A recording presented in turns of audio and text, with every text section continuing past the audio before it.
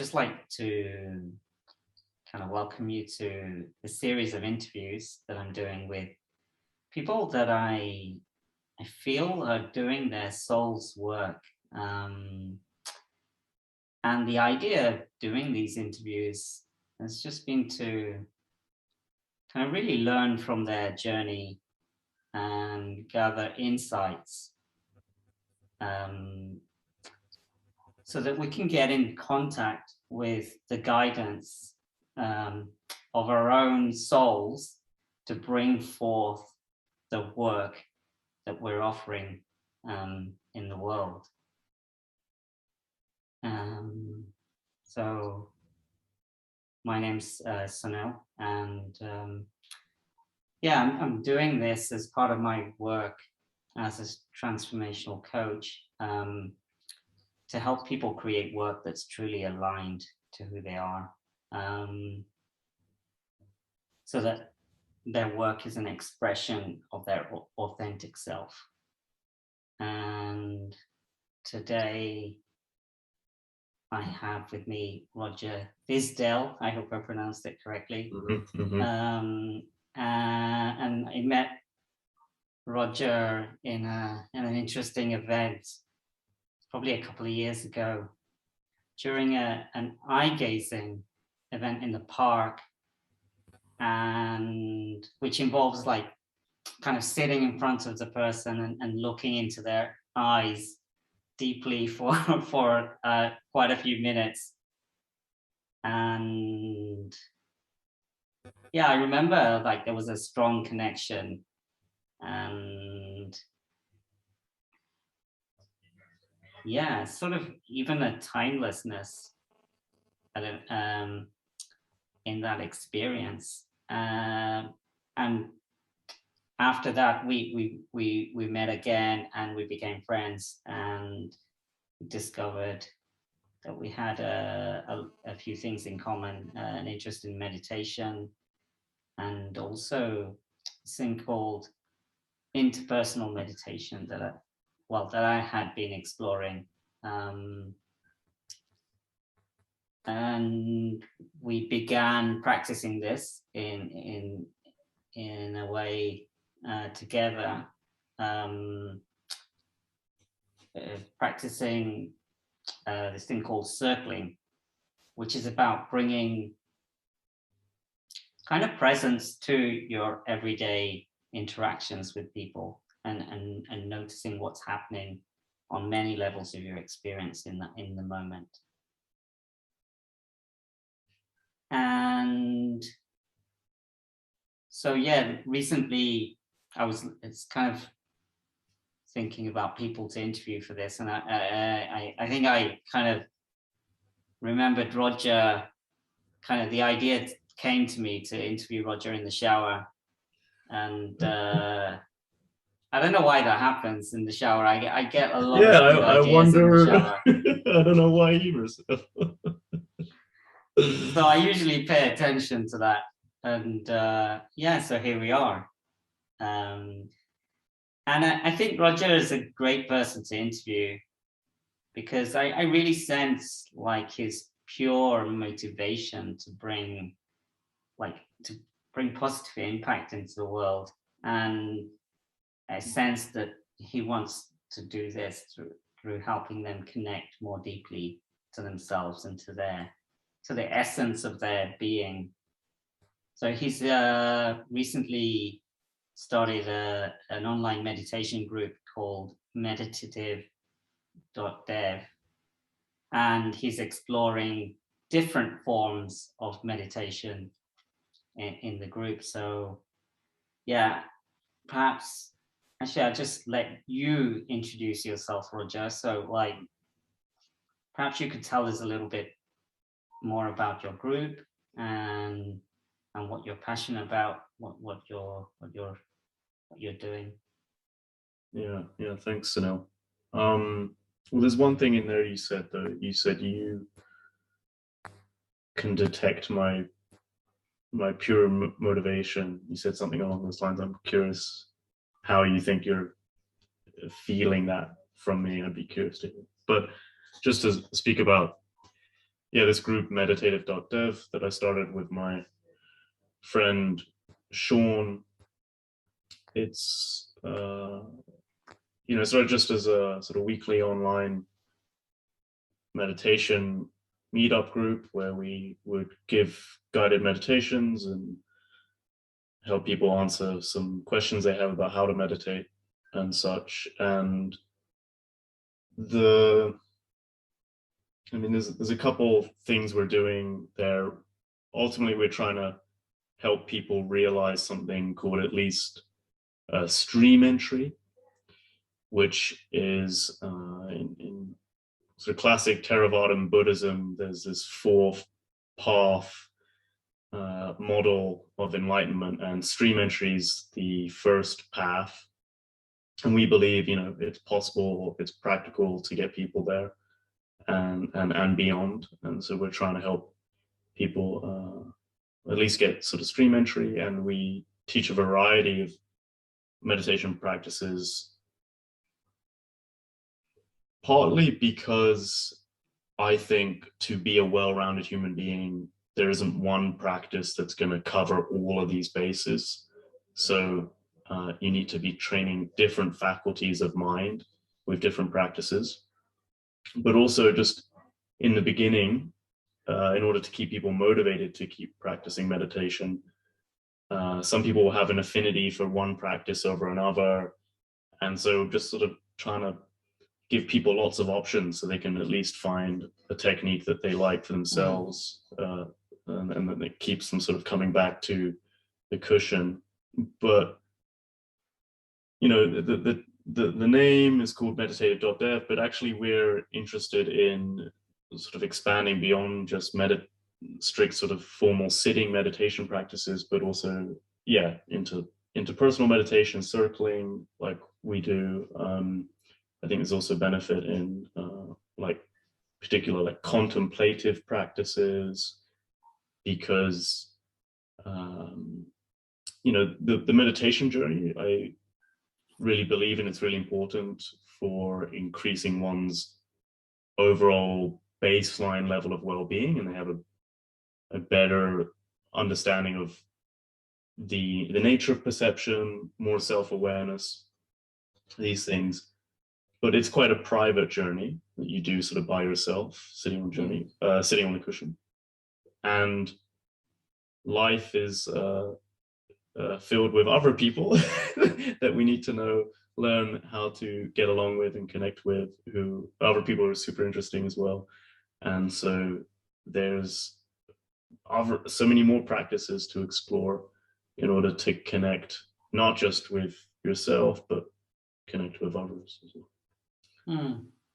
That sounds quite varied, because so you give people an experience of many different forms, which is quite unusual, in that a lot of kind of places you would go for meditation, you would practice the same thing over and over again.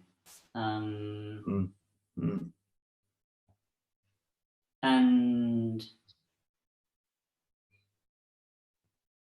I'm curious, so like how you came to be teaching meditation, like how did you end up here? Yeah. I think you already also told me you were studying something related to that as well. No, not necessarily. No? I study philosophy, and my thought is, philosophy has taught me how to think, and meditation has taught me how to not think, which is again a good balance. Sort of, be able to sort of go deep in the analytical, conceptualizing mind, but that has its limits, and learn how to turn that off when need be as well, which is really important. Mm-hmm. So you've kind of been thinking about thinking for a while, and then you've come to another way of kind of not thinking about thinking, and another way of becoming conscious of this what it is to be a human being, what it is to think. Yeah.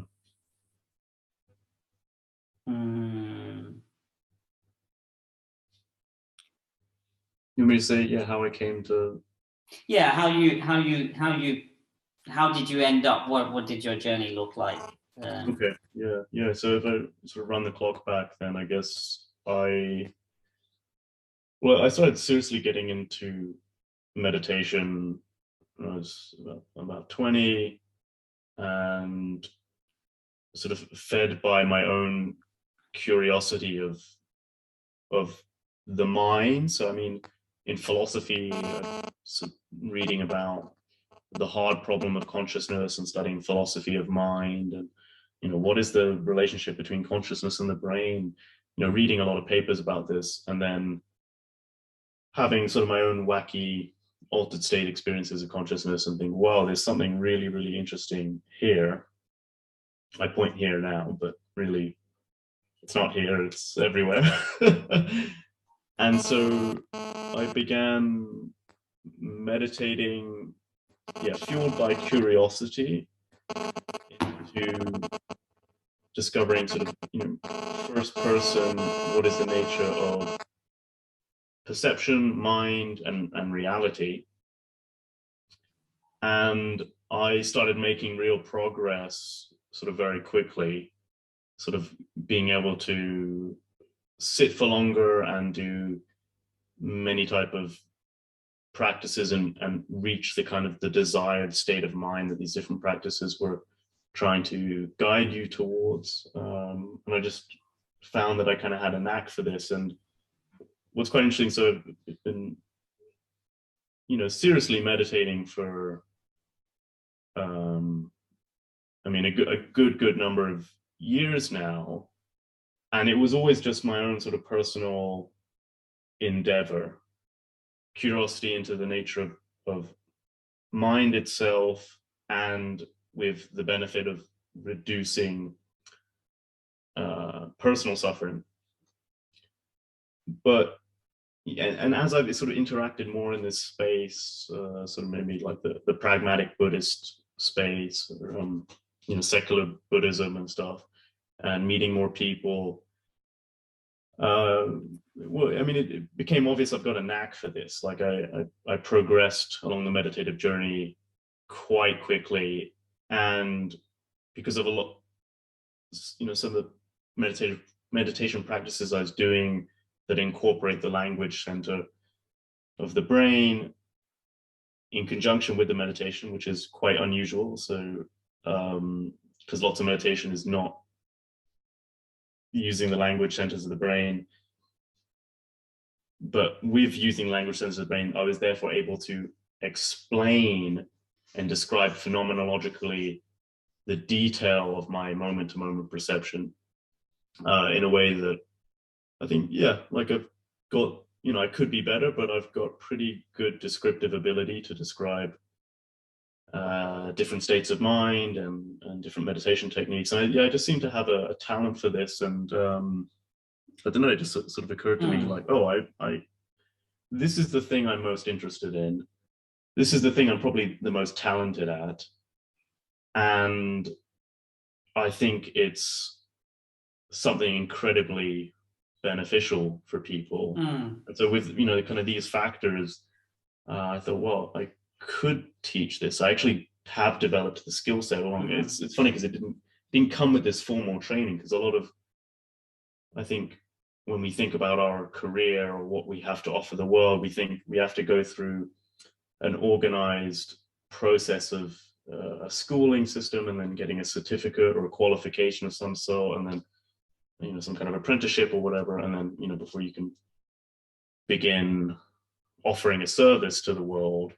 And it's like, well, I had been doing all this training this whole time, and it turns out actually I'm pretty good at this. And I seem to be describing things in novel ways that people find useful. I mean, I was always the guy that any of my friends who were interested in meditation, they would come to me and ask me questions. And then how did I just really sort of get into teaching? Well, a friend of mine, Sean, he started the website and just was casually sort of giving the weekly meditation groups online. And then I started joining them, and I started contributing and answering people's questions. And then Sean was like, you know what, do you want to just like get on board with me and we do this together?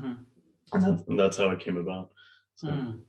So what you're saying is, like, kind of having started on the journey, you realized like you had like kind of key ingredients that made it kind of satisfying thing to do. Like you said something about, like, well, it sounded like it was meaningful to you. You had an interest in it. You were like, had capacity and talent for doing it.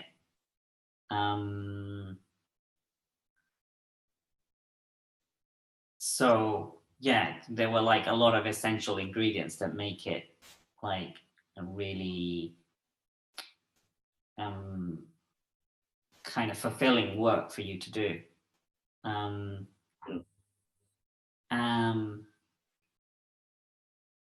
But going back, like how you started, I'm curious, what the impulse was to on right at the beginning of the journey. So you said something about suffering, but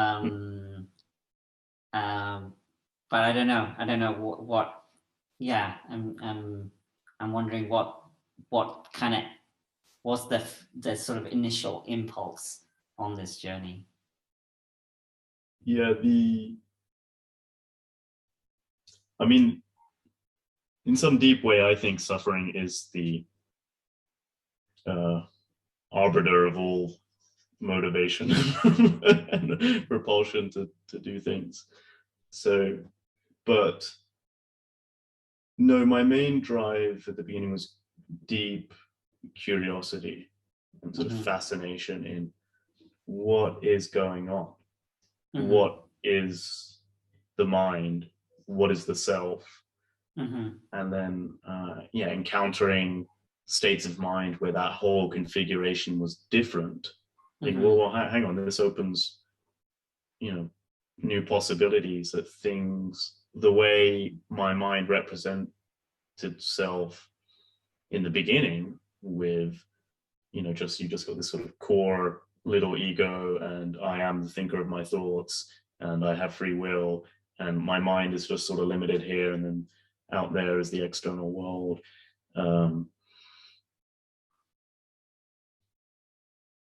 That model, that kind of setup can be completely different, can be updated and changed, and sort of encountering that was like, whoa, what is this? What is going on? So really motivated to, sit on the cushion and do an hour of meditation a day, at least, out of fascination. Yeah, it sounded like you had like initial glimpses of like what is going on here and what is this, and that kind of opened up curiosity to kind of initiate a deeper exploration. Yeah, and it's interesting when I look back how well things have played out, because the journey, I was never doing this with the kind of intentionality of, okay, I'll put in this number of hours so that I can pass an exam or get a qualification to get to this step to then get to the next step, and then sort of, and thinking with an end goal in mind, that I'll do this for some other end goal, which can be very counterintuitive when you're trying to, well, counterproductive rather, when you're trying to meditate, actually trying to do it for some future end goal. Part of this is you've got to realize that no, whatever there is to realize about the nature of the mind, it is here and now, not projected into the future. But then just throughout the years of actually training a lot, that the skill did come about, and then the conditions did arise, and just through, this was the thing I was interested in, even though the rest of my life, my friends, my family weren't discouraging, but they weren't supportive of this kind of interest of mine. because they don't meditate or anything like that. So I mean, I didn't have like a heavy sort of I feel cultural influence to go on this journey, and yet I'm going on it, and then sort of building up the skills and the talent, and then meeting people obviously that have like interest, and then things just coming together, and I just kind of find myself in this position, as opposed to what a lot of other people are doing. And this isn't bad to do, but where you've got a set objective in mind. So I've got a 5-year plan. I'm gonna study, take the exam, get the qualification, blah blah blah, to next step. So you are listening to something within yourself, despite your environment, like despite what other people might be saying. You were going on this path, and it sounds like you kind of navigating on this path. So what are you in that process? What are you, how are you navigating that? Like what are you listening to? How are you deciding to say yes to something or to say no to something? That's great. Like how do you know what to do? How do you know which way to go? You talking when it comes to anything, or? Well, I mean, I'm specifically asking in this context of your work, and like you said that you don't have this end objective and this kind of 5-year plan, so there must be another way in which you're moving. Yeah, I'm tuned into the sense of meaning and worthwhileness, so that you spend time doing something, and then there is a sense that it feels great, but I don't mean it feels great in a hedonistic way, in like just a sensorially pleasurable way. I mean, it feels great in terms of like, this is the place to be. This feels meaningful while I'm doing it, and then even when it ends, say, there is a reflecting back on, that was time well spent. So those are kind of indicators. How do you know that? Like you mentioned this worthwhileness. How do you know that? Well, when I get when I'm doing these meditation sessions, one, I get feedback from people, really positive feedback, saying that this has left an impression on them. They feel really good having done this. I get that feedback after the fact, and I get it during. And I see people smiling, and I see people coming back, week after week. And how does that land in you? Like, what does it create in you, that response? Like, how is that received in you? I'm kind of curious about that. I wonder if you're sort of fishing for like a bodily response in me, or something like that. Well, I'm kind of asking, I guess, how do you know what you know? No, you mentioned this worthwhileness. I'm curious what that's like. So I've got let me go more into this. I mean, I've got particular principles that that guide my life as well. I mean, my deepest motivation, gun to my head, what do I care most about? It is the reduction of suffering for all sentient beings. And if I hold that motivation in mind across different parts of the day, in different states, in states where I'm thinking short term, in states where I'm thinking long term, and it still holds up, and states where I'm engaging in really analytical type thinking and behavior, or of a sort of more embodied behavior, I keep that core motivation in mind. What are the signals that seem to come up and continue to make sense across these different states, across these different time periods? And I do keep coming back to, well, one, meditation, in everything I've done, at the far end of the meditative journey, there are particular shifts that can take place that I've noticed in myself and hear accounts of by other people. That the reduction in suffering that comes from those shifts is not at all trivial. It's not simple stress reduction.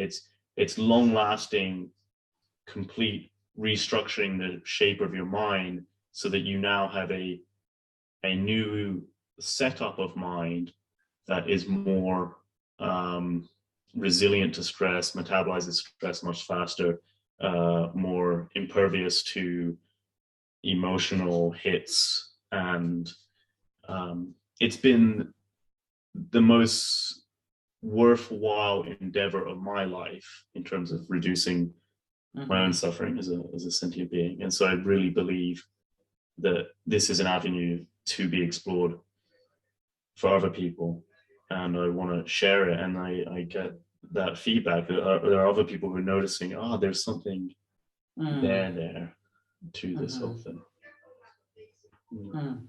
So you're noticing like the effects of like the results of what you're doing in yourself and in other people, and kind of holding that up against like this desire to reduce suffering, and it's measuring up. Yeah, it seems to, it could be a message that's kind of hard to relay to people who are not sort of in this sort of kind of human development world, why meditation is so powerful, why it is so important. Because if you haven't, it's hard to communicate. But I mean, one of the big issues that I see that extrapolates to all other issues sort of in the world is moving through life with fear. Sort of fear responses seem particularly self-detrimental and socially detrimental. And if you can get at the heart of fear and come to understand the nature of your own mind through deliberate first-person introspection, you realize there's less to fear. You understand yourself better. You understand how these sort of conscious mechanisms act. You understand your emotions better, and there's less to be afraid of.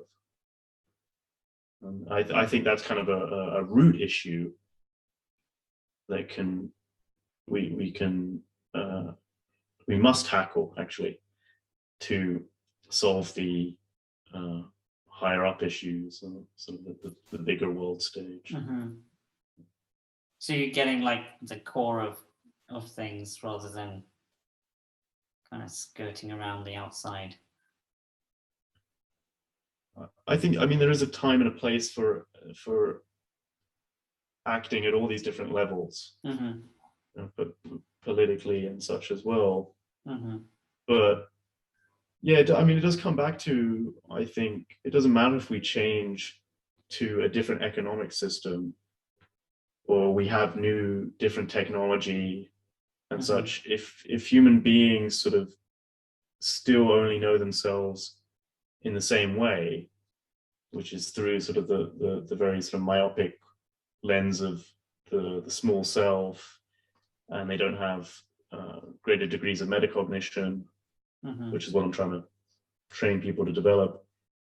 So the same problems will play out, but they can play out with now technology that's 1,000 times more powerful. And okay, in a different economic system, people still have the greed and the hunger for power, and the status climbing and win-lose dynamics play out. So in your day-to-day of what you're doing, what do you love about it? Like, what are the kind of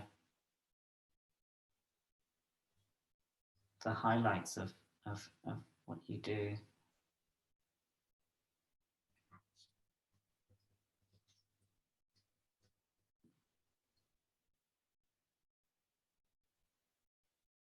I mean, I'm interested in people, so I'm really interested in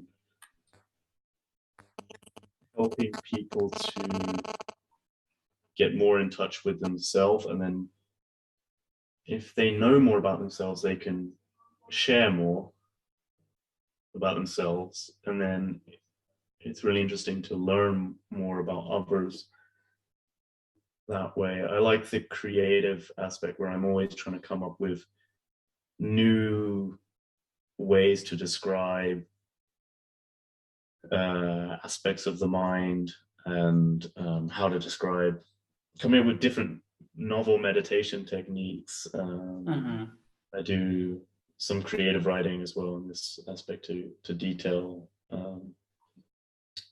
features of mind that maybe get overlooked or haven't been parsed out. I don't see in a way that I think I'm tapping into some novel explanations. So it allows you to get into other people's worlds, and also like kind of the nature of the mind, and point out. Sounds like you're sort of pointing out things that maybe people haven't kind of seen. Yeah. That you're putting words to things that other people haven't been able to put words to. Yeah, there's a particularly like vibrant moment I notice in myself where someone's talking about maybe something they experienced in meditation and they're not quite sure, like, oh, should I have been experiencing that or going there? And I hear them sort of describing something that maybe they've never felt before, and I'm like, yes, like that thing right there that you're like, you just like getting a whiff of, that's the thing, like go in that direction, explore that. That excites me. Yeah, you could see that when you were even describing it. Well, I was trying to channel the memories. Yeah. I'm kind of curious what you did when you were a child, when you played. It's a bit of a kind of question out there, but a lot of Lego, a lot of action figures, a lot of hide and seek, skateboarding. Oh, okay. So the normal stuff. Yeah. No, but I mean, actually, one thing I did, I think I explored quite a lot of activities as a child. I'm really grateful for. So, I had periods where I was playing basketball, and then I had a period where I was like into tennis, and I played badminton a lot, and then I had a period where I was like doing fencing, and I used to skateboard, and then I was like really into wrestling, and then I got into martial arts, and I tried a variety of activities.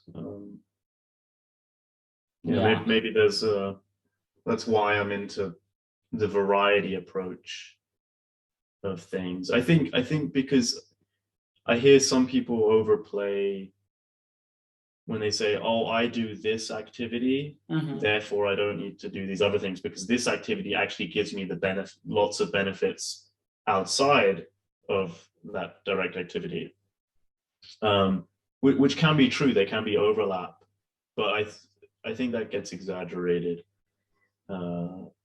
sometimes.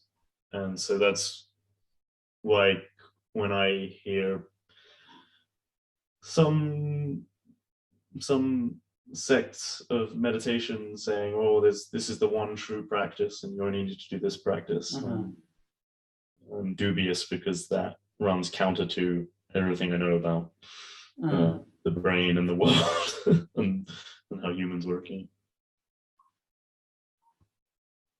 Yeah. So like, what you're saying, like in a way, like the variety of experience of of play that you had as a child is you're continuing with that now, and you're playing with this, kind of looking at this thing of meditation, but from many different angles and places. Reality, at least epistemically, is perspectival. So depending on your angle of how you approach something shapes how you view it and what you think the object is. These sort of analogies of like the do you know the story of the blind men and the elephant? They ask him, okay, yeah, what is the elephant? And one blind man sort of grabbing the leg, and he's like, oh, it's like a tree trunk. And one man sort of feeling the trunk and tree trunk, elephant trunk. But he's like, oh, it's like a snake or something like this. And another one sort of grabbing the ears or whatever. And it's like, oh, it's like flappy cloth. And yeah, they've just got these sort of limited perspectives that don't capture the entirety of what an elephant is. The same to be said about well, certainly the mind, but reality as well. So you're on, well, you kind of come quite a way on your journey, and you're on this journey. So to kind of doing work that's deeply fulfilling and satisfying to you, like, so if you were to give a piece of advice to somebody wanting to do this kind of work, what would you tell them? Work that's deeply satisfying. What advice would you give them? Yeah.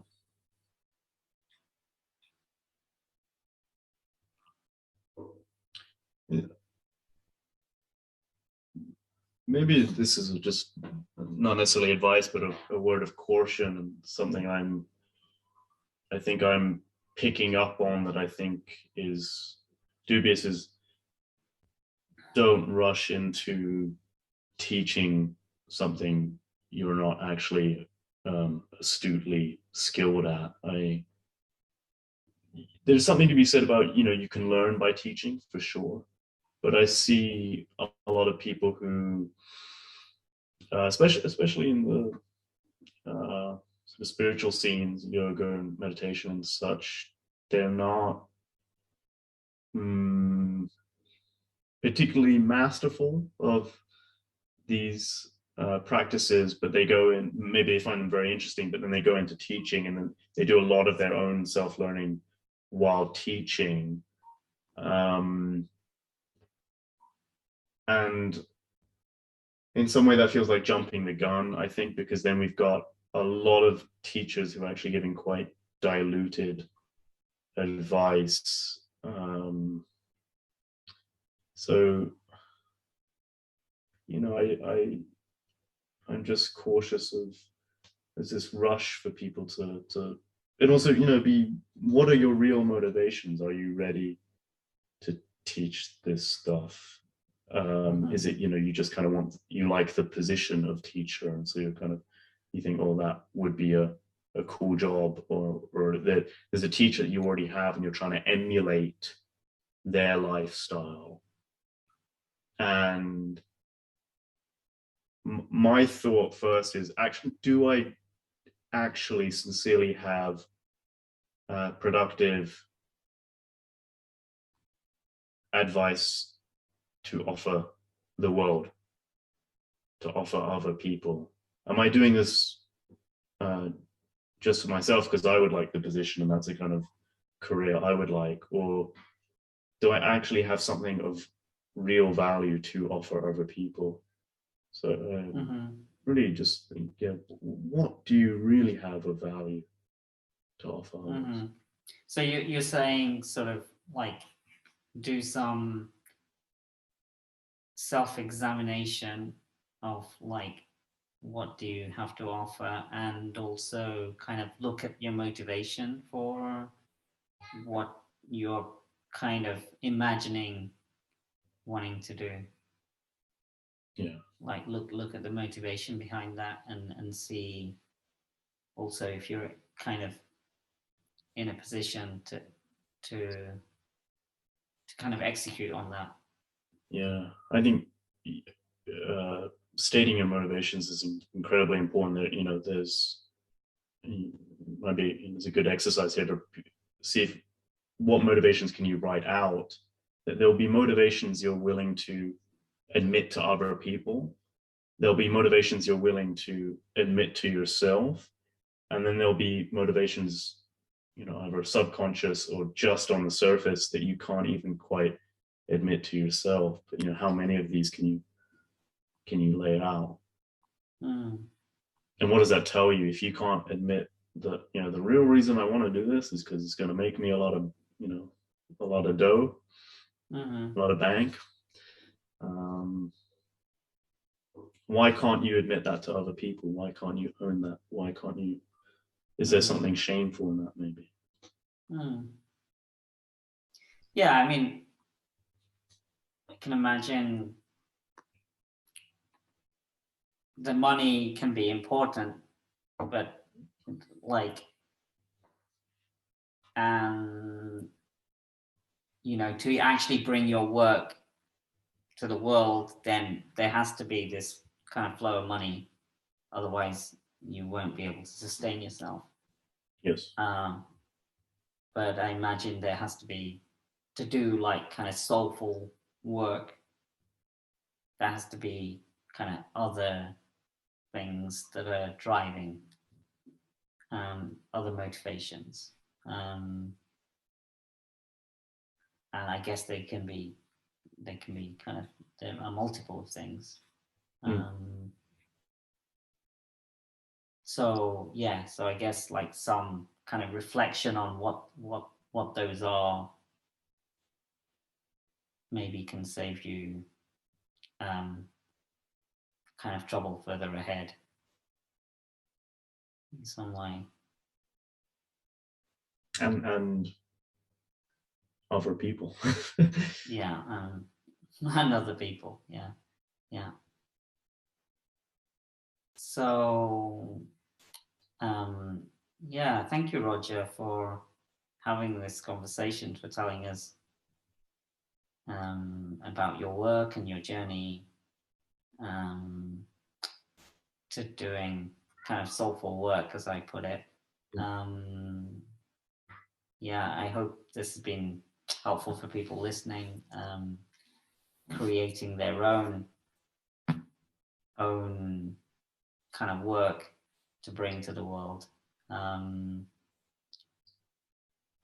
to really kind of connect to their deeper self, which is something that you're bringing to the world with your work. And how can people connect with you and what you're doing? Do you have any places that they can find you? Yeah, we got a website, meditative.dev, and we also got a YouTube channel, the same name, meditative.dev.